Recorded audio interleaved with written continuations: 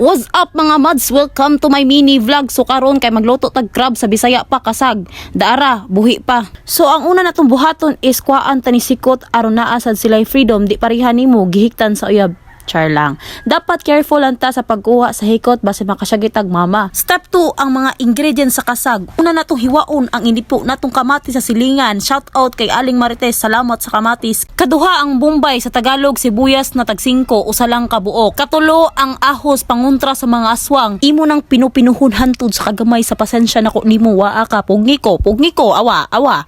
Step 3, ilunod ang mga tae. Mga lamas. Kasama na yung mga crab, kasag, alimango, charog, wa kay nasabtan. Ay naku, wa kay nasabtan. Kaya apil ti kag lunod. Lagot ako ba? Ni mo ba? Awa. Agtanaw, bi? I love you all.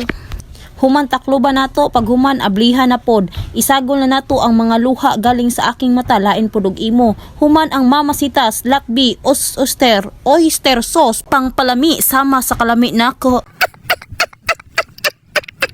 Human sugay-sugayo nato atong friend, human tilawan nato kung unsa siya kalami unayon kag libak. Goods raman di ay.